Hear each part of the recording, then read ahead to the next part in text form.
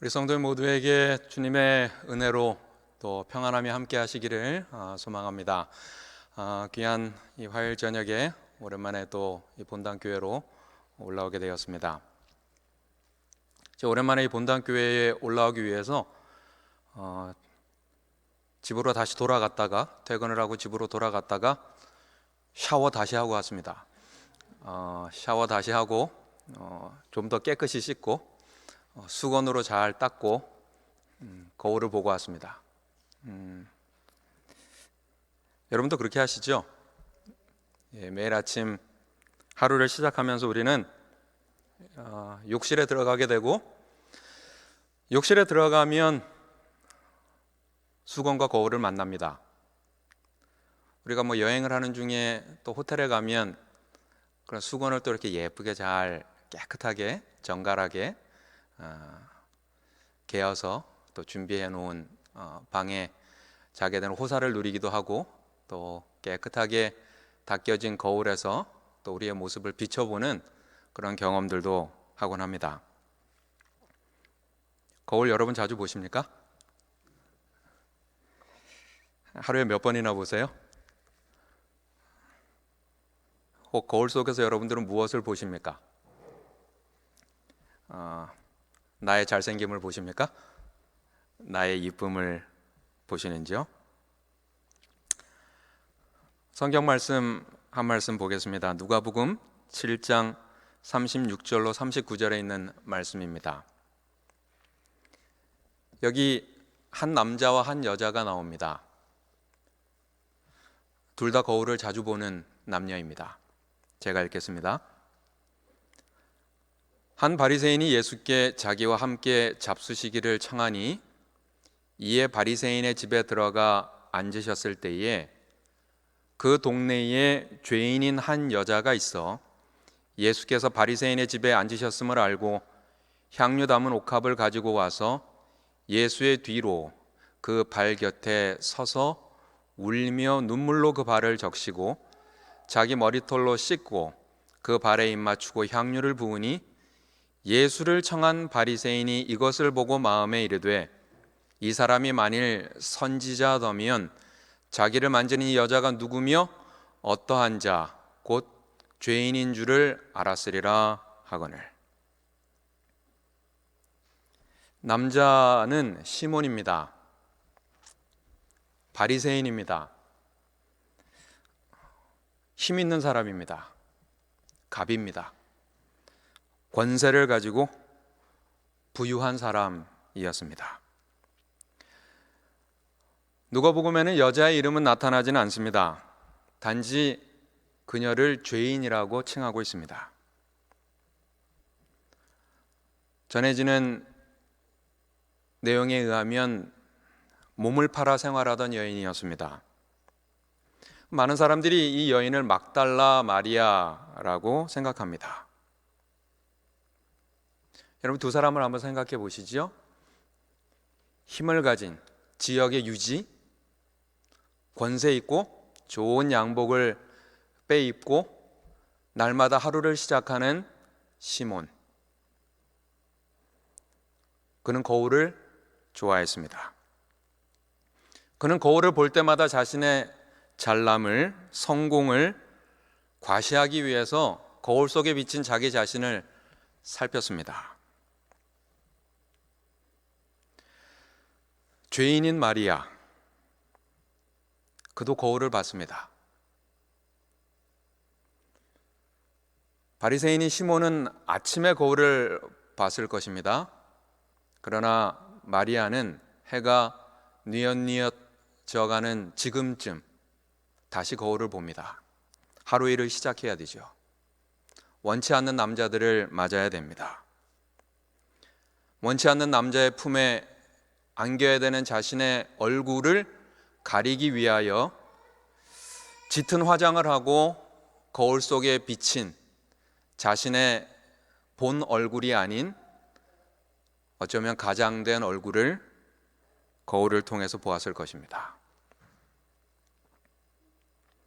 우리는 거울 속에서 어떠한 모습을 보고 살아가고 있을까요? 성경 말씀 한 말씀 더 살피겠습니다. 고린도후서 3장 14절로 17절입니다. 그러나 그들의 마음이 완고하여 오늘까지도 구약을 읽을 때에 그 수건이 벗겨지지 아니하고 있으니 그 수건은 그리스도 안에서 없어질 것이라. 오늘까지 모세의 글을 읽을 때에 수건이 그 마음을 덮어도다. 그러나 언제든지 주께로 돌아가면 그 수건이 벗겨지리라.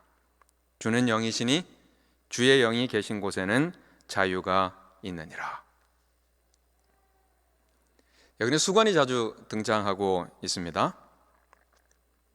수건은 사실은 뭔가를 닦아내는 거잖아요. 그런데 이 고린도서 3장에서의 이 수건은 닦아내는 것이 아니라 가리는 물건으로 보입니다. 수건이라고 하기보다는 veil이라고 하는 것이 맞을 듯합니다. 덮여 있는 것입니다. 잠시 덮어놓은 것이 아니라 꽤 오래 덮여 있습니다.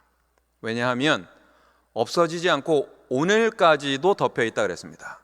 오늘까지도 그 수건이, 그 veil이 벗겨지지 아니한다라고 말하고 있습니다. 다른 것을 덮어놓은 게 아니에요. 구약을 덮어놓고 있습니다. 말씀을 덮어놓고 있어요. 세상 사람들이 무엇을 덮어놓는 것이 아니라 소위 그리스도인이라 하는 말씀의 사람들이라고 하는 그 공동체가 그 말씀을 덮어놓고 있는 것입니다. 말씀을 보며 신앙의 삶을 살아간다고 하는 그 공동체 안에 여전히 상존하고 있는 문제인 것입니다. 덮여 있는 수건. 이것은 세상에서 들리는 덮고 가리고 하는 한 컷의 뉴스가 아니라 바로 우리들의 이야기일 수 있습니다. 이 말씀을 조금 자세하게 살펴보려고 합니다. 첫 번째, 바울은 이야기합니다. 우리가 다. 바울이 고린도 교회 교인들에게 이야기합니다. 우리가 다. 바울은 고민하고 있습니다. 그리스도인의 삶이 무엇인지, 삼육대학 교회 교인의 삶이 무엇인지, 2024년을 살아가고 있는 재림 교인의 삶이 무엇인지, 어떠해야 하는지 고민하고 있습니다. 그것이 그만의 고민은 아니었습니다. 그렇다고 저 사람이 고쳐야 되는 다른 사람만의 고민도 아니었습니다. 그러니까 나만의 문제도 아니고 너만의 문제도 아닌 우리의 문제입니다. 그래서 함께 고민하자고, 우리가 다, 누구가 배제되는 것도 아닌 우리 모두가 우리를 초청하고 있습니다. 그러니까 이 속에 저도 포함되는 거죠. 우리가 다 무엇을 해야 될까요? 바울은 이야기합니다. 우리가 다 수건을 벗은 얼굴로. 우리 그리스도인들이 제일 먼저 해야 할 일은 무엇인가 하면 수건을 벗어야 된다, 이것입니다.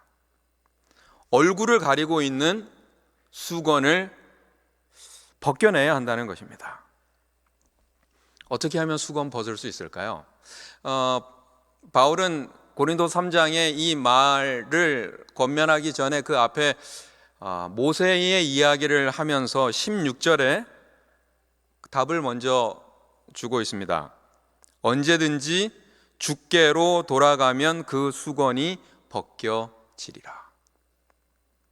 그러니까 우리에게 해답이 있는 것이 아니라, 수건을 내가 벗는 것이 아니라 주께로 돌아가면 우리의 삶의 방향이, 우리의 삶의 목적이 주께로 정해질 때 그 수건이 벗겨질 것이라 이야기하고 있습니다. 20세기 스코틀랜드의 침례교회 목사이자 교사인 오스왈드 챔버스는 이렇게 기록하고 있습니다. 그리스도인들은 그리스도를 위해 행하는 모든 일들을 예배라고 생각한다. 하지만 예수 그리스도는 우리가 그분을 위해 무엇을 행하는가가 아니라 우리가 그분에게 무엇이 되는가를 예배로 간주하신다. 오늘날 우리는 인격적인 신앙을 교리적인 신앙으로 대체했다. 그 결과 명분에 자신을 바치는 사람은 많아도 예수 그리스도에게 헌신하는 사람은 아주 적다. 명분, 수건이라고 하는 명분, 그것에 자신을 바치는 사람은 많지만 예수께로 돌아가는, 예수님께 방향이 정해진 사람은 찾기 힘들다. 20세기의 한 목사가 고민했던 이 글은 우리가 다시 한번 깊이 되새겨야 하는 글이라고 생각합니다. 명분적 그리스도인이 아니라, 수건을 덮어쓰고 있는 가식의 그리스도인이 아니라 예수의 사람, 참 그리스도인, 그렇게 살고 싶다라고 하는 결심과 의지가 저에게 필요합니다. 주께로 돌아가겠다는 의지와 결심이 그 해답이라고 바울은 말하고 있습니다. 우리가 다 수건을 벗은 얼굴로 거울을 보는 것 같이, 수건을 벗고 거울을 보는 것입니다. 무엇을 봐야 하고 무엇이 보일까요? 수건을 벗으면, 가리고 있다가 수건을 벗으면 거울에 우리의 무엇이 보일까요? 쌩얼이, 민낯이 보이겠죠. 안질로 고생하는 왕이 있었습니다. 눈이 이렇게 계속 아파요. 찌릿찌릿하게 아픈 것입니다. 그래서 어이를 부르고 명의를 부르고 했지만 백약이 무효였습니다. 어느 한 사람이 찾아왔어요. 내가 왕의 눈을 고쳐 드리겠습니다. 어떻게 고쳐주겠느냐? 저를 따라 좀 나가시죠. 그래서 궁궐 안에만 있던 왕이 궁궐 밖으로 나아가 백성들이 사는 마을로 들어갔습니다. 들어가 보니까 백성들의 삶이 궁궐 안에서 생각했던 것보다 조금 비참했어요. 문서로 받았던 실제보다, 문서로 이렇게 받았던 상황보다 실제가 더 훨씬 안 좋았습니다. 마을을 걸어가고 있는데 통곡 소리가 들렸습니다. 그곳을 찾아가 보니 쓰러져가는 오막살이 단칸방이었는데 누더기를 이렇게 덮어놓은 시체 옆에 어린 자식 셋이 울고 있었습니다.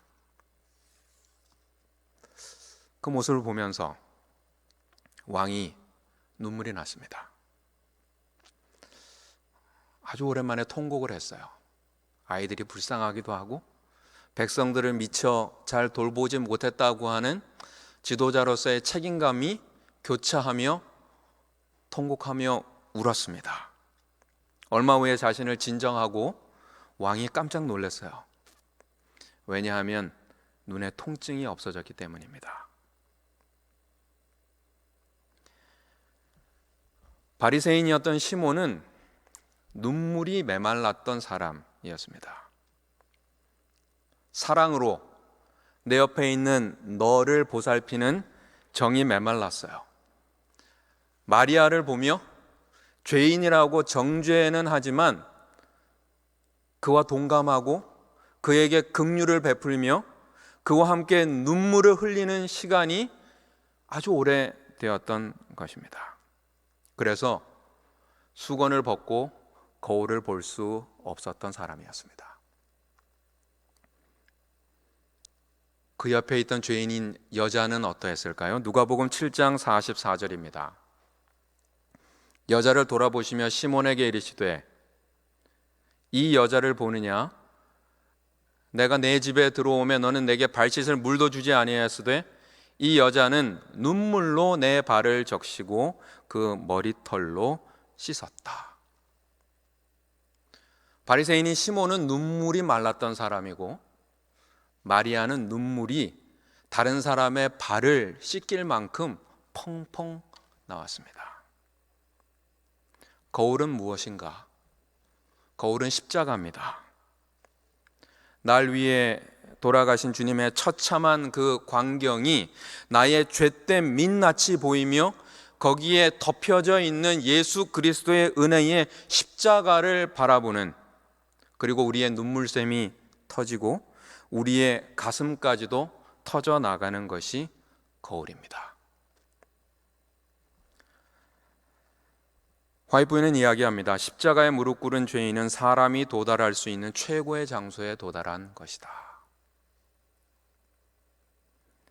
바울은 우리에게 수건을 벗은 얼굴로 거울을 보자 이야기합니다. 그리고 약속해요. 우리가 그 거울을 볼 때 주의 영광을 보겠다고요. 우리가 다 수건을 벗은 얼굴로 거울을 보면 주의 영광을 보겠다.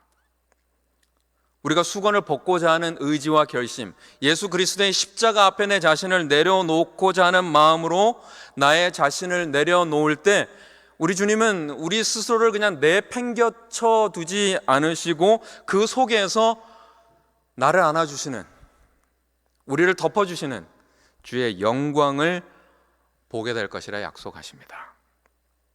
죄덩이인 우리의 모습을 주의 보혈의 은혜로 감싸주시는 영광을 보여주시는 거죠. 우리의 매일의 삶이 때로는 그 거울 속에 비치는 우리의 민낯이 우리를 좌절케 하고 우리를 더 완악하게 하고 강팍하게 해서 이제 더 이상 거울을 보고 싶어 하지 않는 마음이 우리에게 들 때 주의 성령께서 오늘 우리의 마음에 다시 한번 임하셔서 십자가의 거울 앞에 나아가 그 속에서 나를 사해 주시는 주님의 영광을 목도하는 주의 축복받은 성도님들 되시기를 간절히 소망합니다. 그렇게 될 때 바울은 이야기합니다. 우리가 다 수건을 벗은 얼굴로 거울을 보는 것 같이 주의 영광을 보는 것으로 끝나는 것이 아니라 그와 같은 형상으로 변화하겠다고요. 그와 같은 형상으로 변화하겠다. 날마다 주님을 만나는 경험, 그 감격스러운 경험, 우리가 매일 아침 욕실에 들어가서 거울을 보는 그만큼의 패턴보다, 그만큼의 규칙보다 더 자주 주님을 만날 기회와 경험이 있다면 주님께서는 우리를 그분의 형상으로 변화시켜 주시겠다 이야기하고 있습니다. 그와 같은 형상으로 변화하여 라고 되어져 있는데 이것이 수동 진행형입니다. 그런 사람들은 are being transformed. 그러니까 내가 변화되는 것이 아니라 변화될 것이라고요. 한번 변화되는 것으로 끝나는 것이 아니라 계속해서 변화되어져 가는 진행형으로 살아갈 것이라고요. 그러니까 예수님을 바라보며 생각하며 닮아가기 원하며 살아갈 때 성령께서 하시는 일이 무엇인가? 우리를 날마다 그렇게 조금씩 예수의 형상으로 물들게 하시겠다는 것입니다. 점진적인 과정입니다. 계속되는 일이어야 한다는 것이죠. 그러니까 이론이라기보다는 삶의 연속이어야 한다고 이야기하고 있습니다.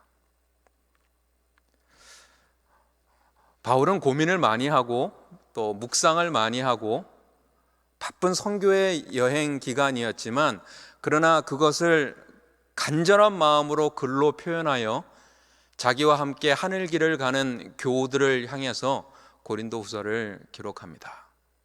그래서 이 한 단어 한 단어 속에 그리스도를 향한 바울의 애절함이 있고 또 성도들을 향한 바울의 깊은 마음이 있어요.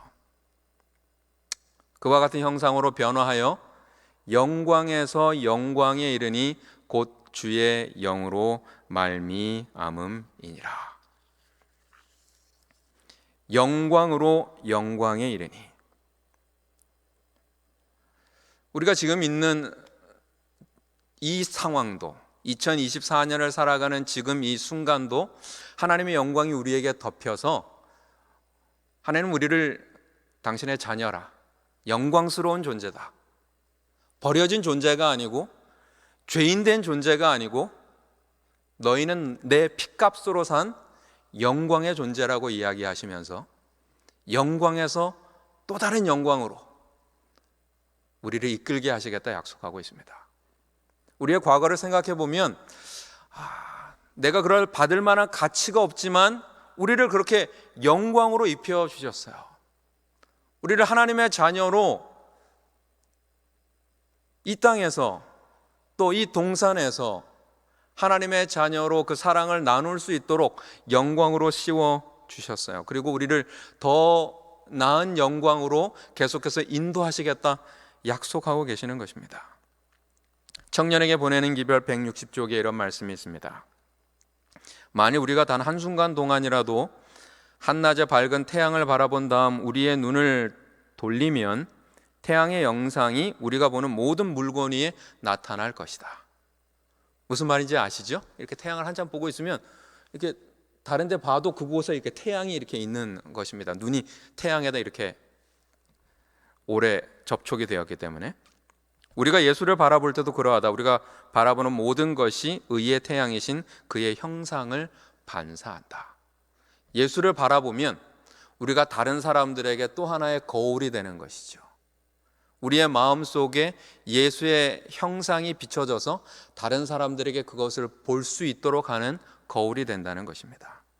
그리스도의 형상이 영혼의 눈에 새겨져서 우리 일상생애의 모든 부분에 영향을 준다. 바라봄으로 말미암아 우리는 거룩한 형상, 곧 그리스도의 형상을 닮아간다. 우리들은 우리와 교제하는 모든 사람에게 밝고 활기찬 그분의 의의 광선을 반사한다. 우리는 품성의 변화를 입는다. 우리가 변화함을 받는 것은 아마 이러한 모습이라고 바울은 이야기하는 것 같습니다. 날마다 예수를 바라보고 예수의 형상이 우리의 마음에 새겨져서 내 옆에 있는 사람들에게 우리의 말과 우리의 용모와 우리의 행동으로 그것을 보여줄 수 있는 삶.